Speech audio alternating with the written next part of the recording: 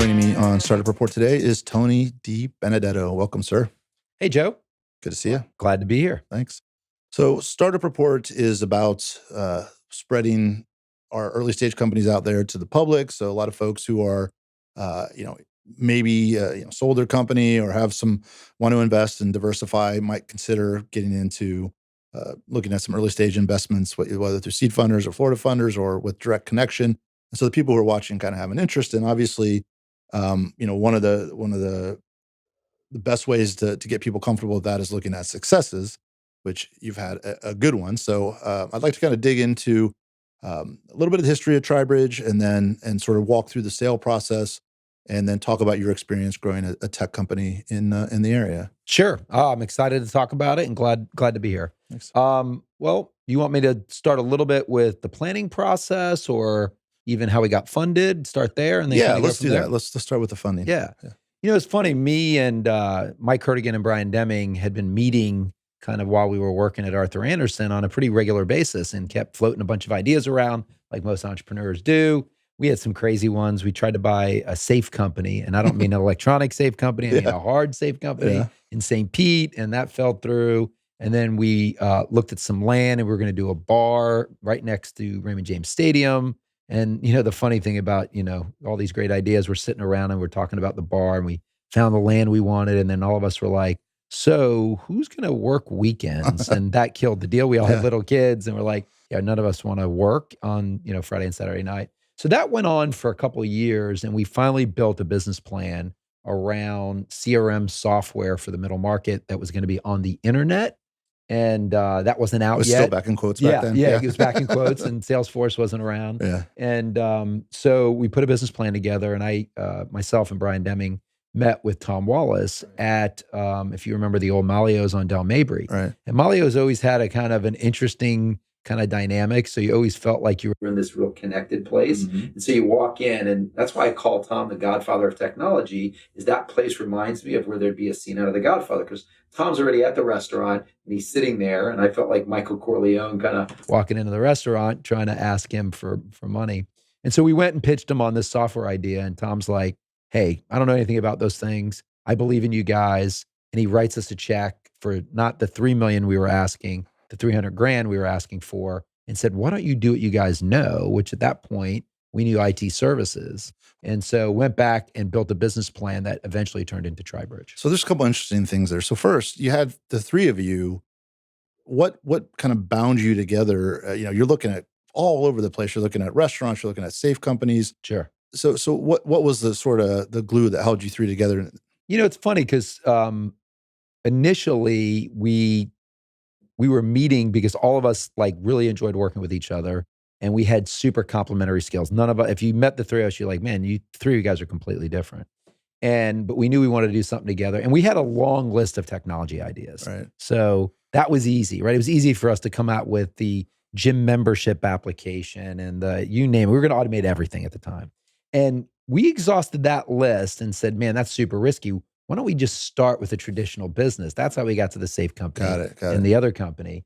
And so I think the bond was really trust. We had worked together for a long time, and we just thought philosophically we were so complementary that the three of us would have made a good business. And it turned out we were right, that we did work well together. And obviously 20 years after that, we sold the company, but we just instinctively thought we had very, very good skills together. And obviously Tom saw that too, because he was willing to just throw in and say, even didn't know exactly what was going to happen. Yeah, exactly. Which speaks to the chemistry and the presence you guys had as partners. So if, when founders are thinking about starting companies, if you had to do it over again, what would be the things that you would look for in partners, and what are some of the obviously complementary skill sets, but what are some of the other, pluses and minuses that you look for? Yeah, I think, just to comment on Tom first. To me, to this day, which I thank Tom, I think every time I see him, and I see him often, but to this day, I'm really amazed that he had such confidence in us that we didn't even have a business plan, but we had the money, which I know is not common and not real helpful to the audience because that doesn't happen a lot. But I would tell you that Tom knew me really well.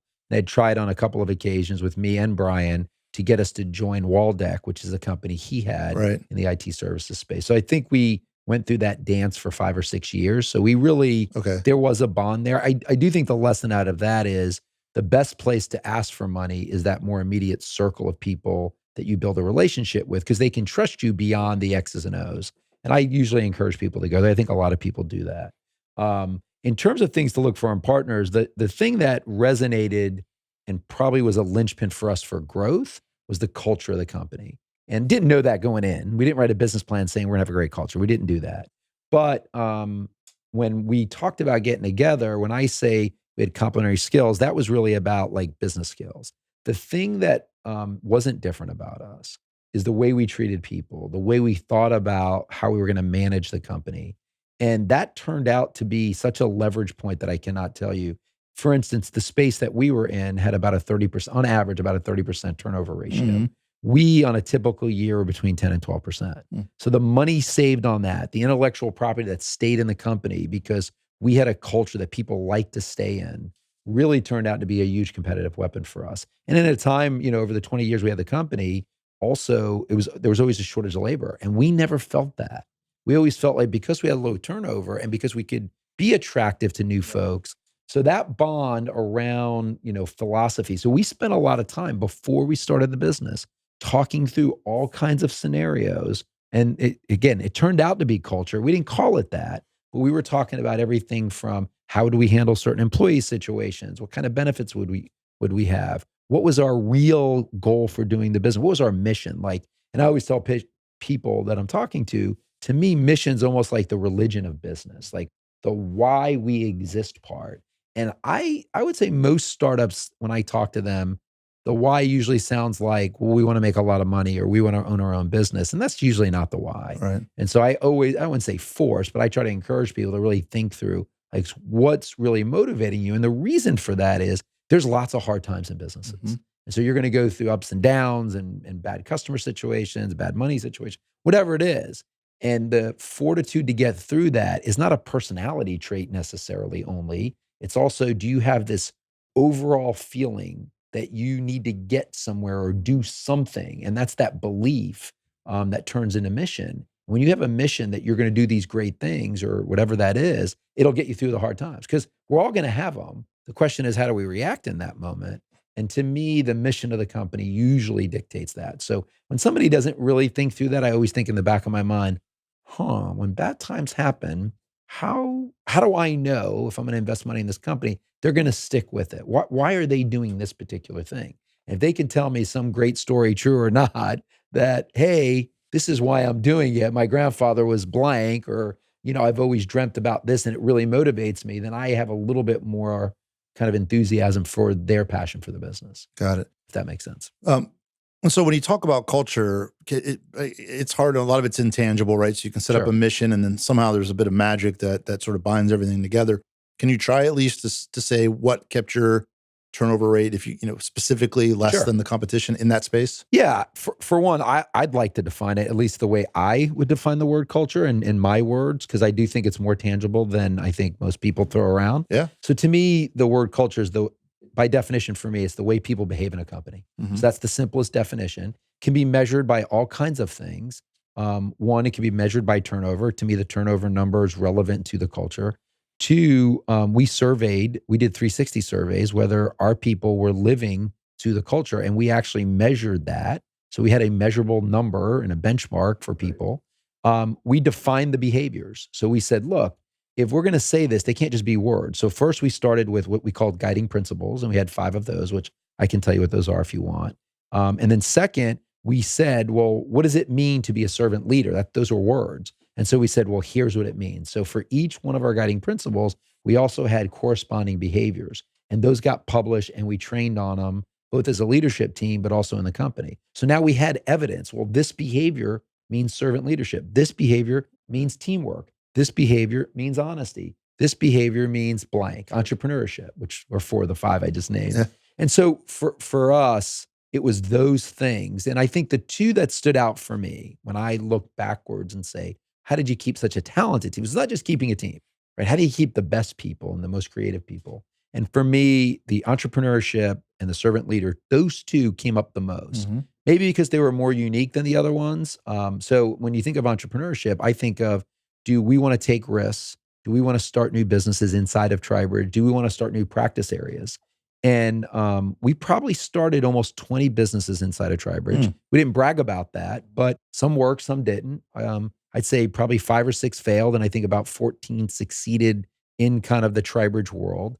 And most of them came from a team member. Most of the ideas didn't come from a boardroom, didn't come from research, came from somebody in the team saying, man, we keep hearing customers say this. Why are we not getting into this? And in the beginning, we'd be like, hey, write a business plan. Well, what's in the business plan? Well, these 3 things. Then over time, we did contests and we had vetting things. So we got more sophisticated, but frankly, some of the best ideas were just people in the market, us trusting them and saying, even if this doesn't work, you're not out of a job. Right. And so, and then we built a little methodology around, well, what does it mean to be successful with an idea? So we had a fast failure methodology, which was mostly used in retail when you launched a new product. We took that and applied that to business ideas inside the company. And so we'd kill things pretty quickly if they didn't work. And things that did work, we put more money into and grew. So when people saw that in play, that, let's just say of the 20 businesses we launched inside of Tribridge, 15, 17 came from the team, then people got like, wow, I don't need to leave to start my own company. And I can do it here and become rewarded for it, et cetera. So I thought that was number one. The second one was servant leadership. And again, I couldn't even tell you, I couldn't spell that word probably 20 years ago. And we about our 7th or 8th year of business, one of my guys, the guy that ran our Dallas office, I was visiting him in Dallas and he gave me this book by James Hunter. It's called The Servant. And he looks at me and he goes, man, I read this book. I thought of you. I think you should read it. I'm like, oh, okay, great. Don't know anything about this. And get on the plane. It's a quick read. I read it in 2 hours on the way back. And I said, holy cow, this is our company. This way of thinking is our company. Told the whole management team, listen, I never mandated anything, but man, read this book. If you don't believe in this, quit, because this is who we're going to be. And we're going to rally behind this concept. And the couple of concepts I would say is, one, there's no power in a company. It's all about, earning people's respect and serving them. So as a leader, one of the chapters in the book shows an organizational chart, and the CEO's at the bottom of the chart, serving the management team, who's serving the mid-management, who's serving the consultants, who's serving the customers. And if people didn't act in that way, and there's lots of ways to define that way, then we fired them or told them, hey, you're just not a fit here. Right. And that showed up, man. I will tell you, we had 4,000 customers at Tribridge, which is a lot, and they were global. And any visit I had, almost the number one or the number two thing was either you have great people or your people look at our business like your business. And both of those came from both servant leadership and entrepreneurship. So it was kind of easy after that point to say, how do we define it with the guiding principles? How do we measure it with these behaviors and these 360s? And then let's just keep attracting those people. And what happens is people start saying, well, I know somebody in the industry. And then all of a sudden you get more people that are alike like that. Right. And it really caught fire in the company. So you made an interesting observation about how you're letting entrepreneurship flourish within the company, kept people from going on and doing it. So structurally, how did that, when people came with ideas and they started and you had them grow those ideas, what was sort of their stake in it? Were any of them set up as separate entities, or was there a rev share, or how did you reward them, or how did they participate? It was all different things. So sometimes people had an idea and they just wanted to throw it over the transom, and then we took it and ran with it, and they didn't want to have anything to do with it. In that case, there were some cash bonuses and stuff that were pretty small. But we had a couple of people, and I can give a couple of examples where we did exactly what you're saying. So we had a guy on our team, Greg Pierce, who ran our infrastructure practice. And for about 18 months, man, he was just on me. He's like, man, we've got to do this virtual private cloud thing. I'm like, what the hell's a virtual private cloud? And he kept saying it over and over again. And then he did some research, and then, Amazon was just putting something out. So it was a real techie product at the time. And then Microsoft was doing something called, I think it was BPOS or something like that. So it's pre-Azure. And he's like, I've looked at these things. I don't think they're for us. I don't think our clients are going to get out of it. But what it'll give us is it'll give us a normalized infrastructure, because we had an infrastructure practice. And he's like, every place we go, the infrastructure is different, which makes it really hard to keep them up all the time. But if we had the same infrastructure and we controlled it on a mass basis, we can give this consistent kind of uptime and experience level, and our clients will be a lot happier. And finally, I was like, at the same time that LLR was investing in our company, I said, listen, write up a business plan. And he did. and we'll pitch it at the very first board meeting. So the very first board meeting we have, we pitch it to LLR and they go, we hate it. You're not in that space. We don't understand that space. And it was a $750,000 ask. It was a big ask for the size company we were at the time. And so that's what the board said. So I left the meeting and I said, Greg, listen, board shot it down. Do it anyway. You're not getting 750. Just start it. Yeah. And we'll prove to them it was a good idea by showing on the customers. And then they'll pour all the money into it and we'll upgrade it to version 2. And version 1 wasn't great. Version 2 was great. And we launched that business in 11. And in about a 6 or 7 year period, it grew to 35 million. Very quickly, it had its own legal entity. Greg was rewarded with lots of things like more responsibility, which is not necessarily a gift. He did get some equity in the firm. We did start another business that he ran. He did get bigger bonuses, and I think it all did work for him. But the most important thing to him, I would tell you, is he tells everybody, and I tell everybody, he was the entrepreneur that launched Concerto for Tribridge. And so he, the rest of his life, knows that he started a business that's still around. It's in now the DXC family now, and he's still with DXC. So he was the founder and creator of that business, and everybody in our company knew that. Yeah. So he got the whole experience. I think, he didn't have to suffer through. Well, he even suffered through the money thing, right? He wanted more money, and we're like, no, you can't have more money because we can't give you more money. So it really was the full journey, and we had other people like that. So 2 of our software products that we launched in the marketplace were like that as well. Again, that wasn't something we publicized a lot in the newspaper or anything, but inside it really kept people excited. Like, hey, I want to be like Greg. I want to be like Damon, who was another guy that did something similar. So, with 3 partners, obviously as businesses grow, there's different stages. There's startup stage, mid growth, and sure, the big bureaucracy that everything ends up being a lot of times. How did you sort of load balance, the work as people sort of ebbed and flowed and whatnot, and then and stay connected in that way as partners? Yeah, to me, it's one of the keys to success is quickly both being honest with your partners about what everybody has to bring to the table, and B, not having meetings on every single topic every single day. We don't need 3 people to talk about. So a couple of things. In the very beginning, because of our very complementary skill sets, it was easy for me to take sales and strategy and recruiting because they all were related to my skill set. It was easy for Brian, who was the most buttoned up guy we had on the team, to take all the back office functions, including still doing some consulting. And Mike was super technical, so he took the technical side. So when I said we had complementary skill sets in the beginning, we had really complementary skill sets. Right. There really wasn't overlap. However, like you're suggesting or like I'm suggesting, the 3 of us still got together for the dumbest things. Right. And so I always tell people the turning point in the company was about 18 months in, and I call it the water cooler incident. And we had this big meeting. In fact, it wasn't even 18 months. It was probably a year in. We had this big meeting. It's 2:00. And at that time, we didn't even have desks yet. We just had a couple tables in the middle of the office space. And we're having a meeting about water. And I'm not kidding, water. 2 hours. And we were deciding whether we wanted bottled water, we wanted a service, were people going to pay for it? Were we going to put a filter on? And this went on for 2 hours. And it hit me exactly like it should have hit me. I was like, guys, I never want to be involved in this again. Right. And they agreed. I'm like, listen, if Brian's in charge of these things, unless Brian thinks we need other people in the meeting, he's going to call that. Same thing with me. Like, yeah, strategy, of course, we're all going to work on together. But if we're on a sales pursuit or we're not going to come back and talk about sales. We'll do our normal meetings, but we're not going to have meetings about every aspect of what I do or you do or whatever. Right. And I think that allowed us to grow really quick. Our first year, we did $2 million in revenue. And I think it's because we divided the work. Right. And then from that point on, we never turned back. It never was I think it's a mistake to do partnerships. That's going to be a weird thing to say. And I mean partnerships in context of we're just partners and we both have skills that overlap and we're not going to have a clear kind of lane to work in. I think it's much better to have more titles that could be some overlap because obviously in start mode, you got to do a bunch of stuff. But we did a good job of task assignment inside those roles that when we needed each other, but 80% of the time or 90% of the time, we were running. So you have 3 pretty competent guys going out and getting stuff done, and it allowed us to scale really quick.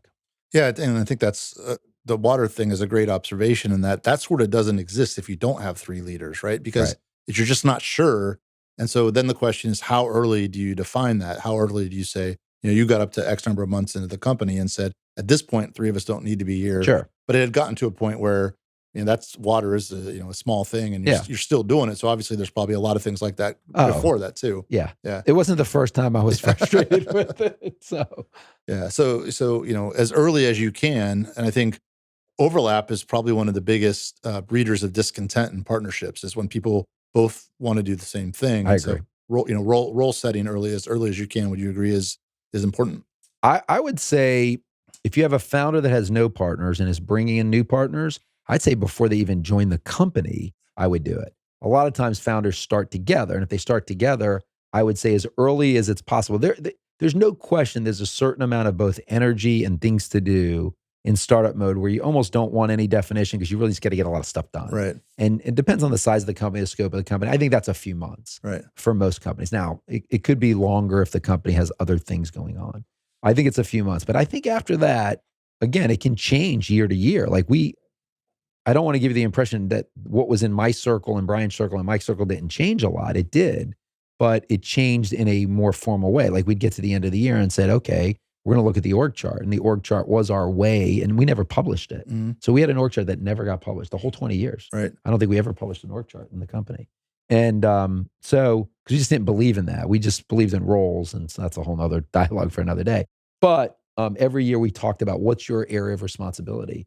And I thought that was super helpful for us. So I do think the earlier the better. I think you're spot on that. And it's something I do tell entrepreneurs, whether I'm coaching them through the wave, or whether I'm making investments, is who's in charge of what's their sphere of influence, how are we collaborating, how are we getting updates, how are we measuring, all of those things, working through those. I will tell you, we did have an advantage in that the three of us worked in a large international consulting firm where a lot of those best practices we had access to. And we worked with a lot of entrepreneurs, some of which that did that and some of which that didn't do that because we worked in the middle market practice. Mm-hmm. And so that gave us a lot of access by the time we started our company. Now, it's funny, I thought it took me a long time to start the company. I was 32. And now I think a 32 is so young. But by the time I was 32, I had a lot of experience with those companies. So I felt like I knew what I was doing, even though technically I had started other companies that I certainly invested in and all that, but I wasn't full-time an entrepreneur in those other companies until we did Tribridge. Wonderful. And I mentioned at the beginning of the show that a lot of the pitch list was sort of created to get potential investors, and so I kind of want to explore the Tom Wallace relationship a little bit. Obviously, Sure. he's a unique character Sure. in how he operated.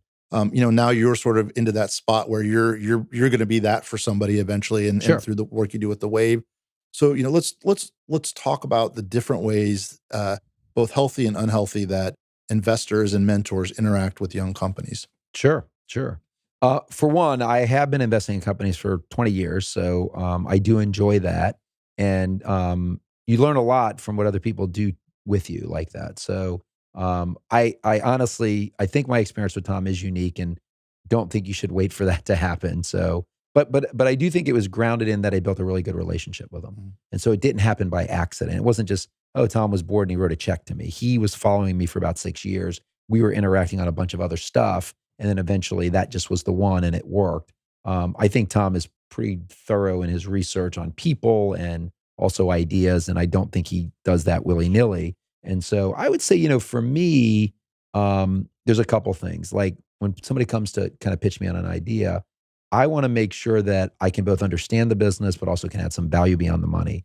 Because no matter what money they're asking for, they're going to need a lot of things, right, in the startup phase. And so, like for instance, healthcare is a place where either people assume I have experience or not, which I have a little, but I usually say no to healthcare ideas because I don't feel like I bring a lot to the table, whether that's my network or my knowledge. I mean, it's a very unique. And I'm saying healthcare broadly. Obviously, there's niches in healthcare, which I do have a little experience, but for the most part, I don't invest there. But so I look for, a place where I can add value beyond the money because it's leverage, right?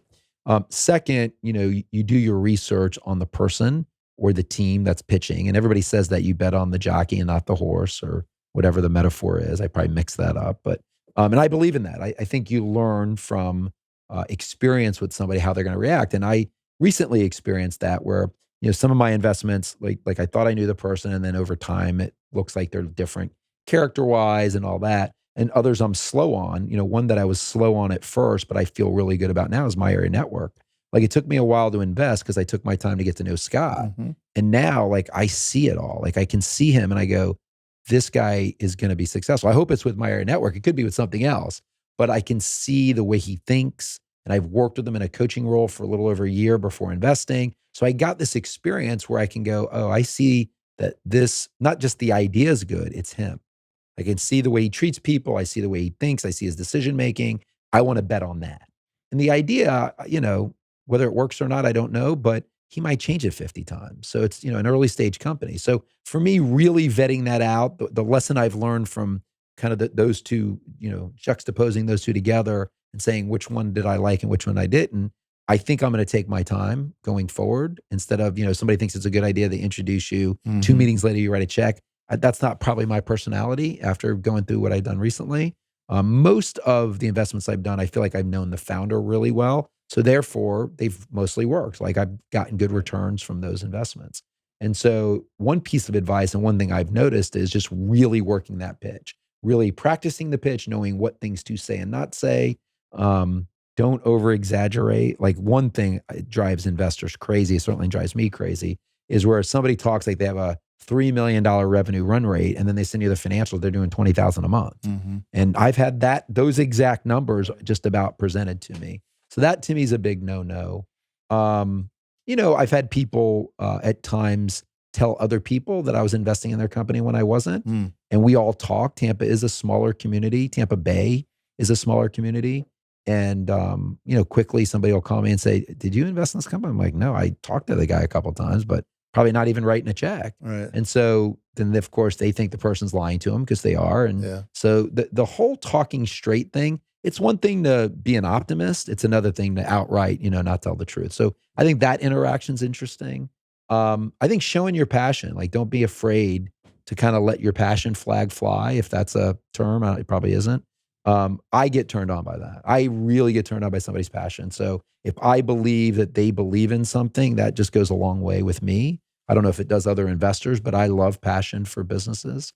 One thing I think I've at least learned or feel good about, like a couple investments I've gotten out of recently, were with second time, and I don't mean just second time entrepreneurs, people that were in their discipline. Either they worked for somebody or had their own company. And this was then the next generation of that. Right. Man, that has worked now for me twice, where those investments have gone really well. They know the space coldly. They've done it before. It's a little bit easier to write a check to somebody. Like me trying to do the safe company, or Brian and Mike and I doing the safe company or the restaurant, the investors probably looked at us and like, what the hell are you talking about? Why am I going to write a check to you? You're an idiot. Yeah. I think the reason Tom was comfortable writing the check, going back to comfort, is he said, don't do the software company, which you don't know. Do what you know. And so we built Tribridge's first business plan around all services we had done for 10 years at Arthur Andersen. And so finally, it's taken me a long time, but that's worked for my investment strategy as well. So I don't know if that covers all the thoughts. That's great information. Yeah, I appreciate it. Sure. Wonderful. And I want to finish by giving you a couple of minutes to talk about Think Big for Kids. It's a great program, and I want to make sure it gets some airtime. Sure. One thing I think that is part of being in the tech ecosystem, if you go back to Bill Gates and others, is tech people giving back to the community. And so Tampa Bay is no different than that. And so I love that, we've started a few years ago an organization called Think Big for Kids, and it's helping kids in poverty kind of navigate their career journey from 6th grade through their first job. And we help them with first figuring out what careers are even on their roadmap, to mentoring, to actually getting an internship, to going to school or not, and then getting their first job. And we're currently serving about 750 kids in the Bay Area, and it's growing rapidly. So thanks for the 2-minute plug on that. Yeah, no worries. And thanks for your time. It's always fun to catch up and enjoy the conversation. Thank you. Thanks, Joe.